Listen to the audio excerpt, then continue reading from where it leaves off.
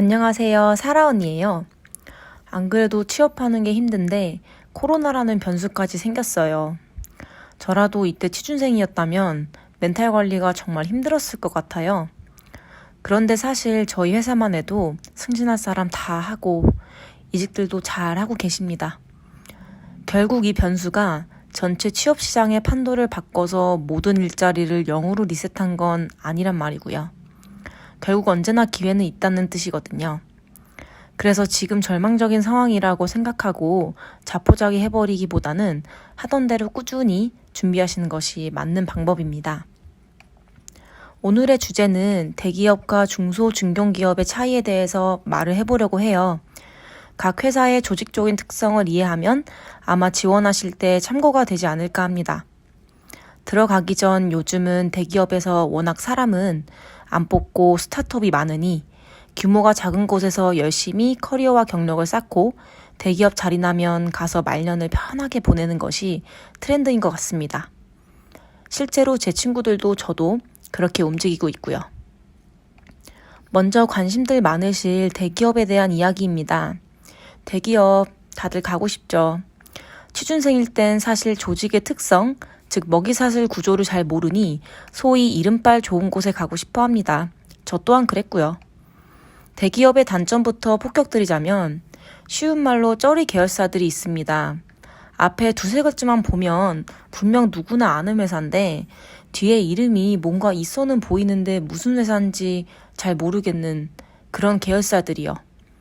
근데 이 계열사들은 웬만한 중견회사보다 연봉이 작을 확률이 무척 큽니다.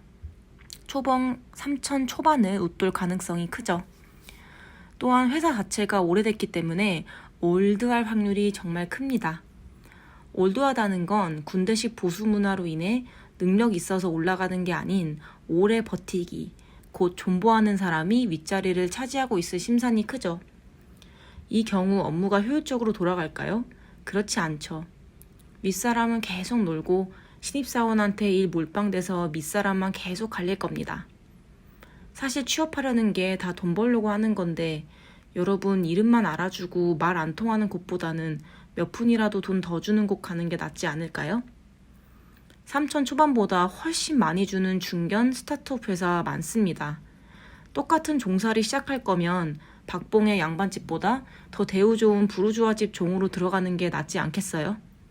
물론 대기업 중에도 메이저급들은 높은 연봉에 시스템 잘 되어 있어서 업무 편하고 장사가 잘 되니 분위기 자유로운 곳도 덜어 있습니다.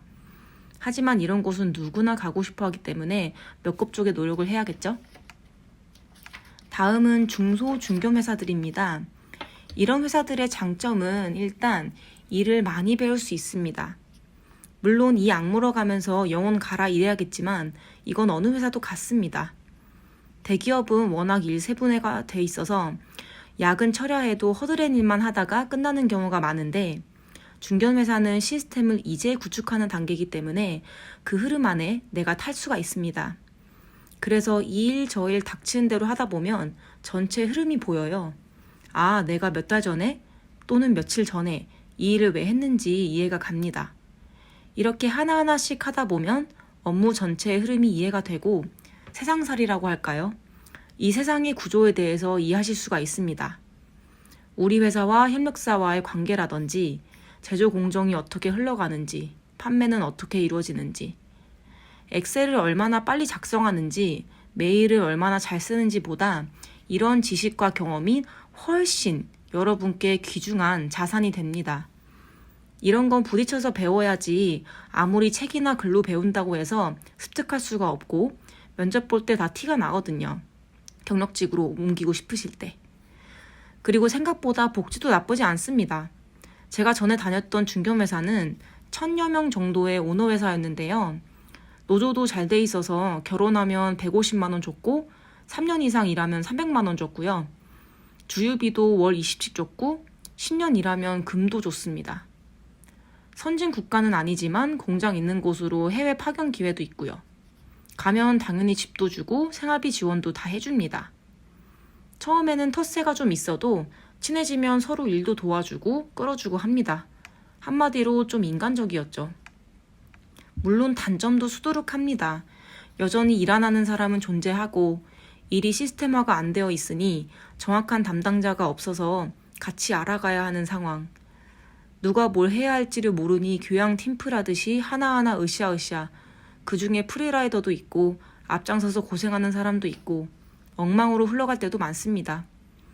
쌀자루에 쌀을 다 담았다 싶으면 다시 엎고 처음부터 다시 쌀을 다 하나하나 줍고 그런 식의 업무 형태로 흘러가나 자기 일 아니면 아예 모르는 빛 좋은 개살구의 대기업식 업무보다는 체험, 삶의 현장처럼 온몸이 진흙으로 뒤덮여 엉망은 되어도 실로 배우는 것은 정말 많을 겁니다. 이게 나중에 연봉 높일 때도 좋은 가산점으로 적용을 하고요. 오늘은 회사 규모에 따른 특성과 차이에 대해서 말씀을 드려봤는데요. 이해하신 데 도움이 됐을지 모르겠어요. 각 회사의 장단점이 분명 존재하기에 본인에게 맞는 것을 찾는 게 가장 중요할 것 같습니다. 빠른 시일 안에 더 유익하고 재미있는 이야기로 돌아올게요. 오늘도 시청해 주셔서 감사합니다.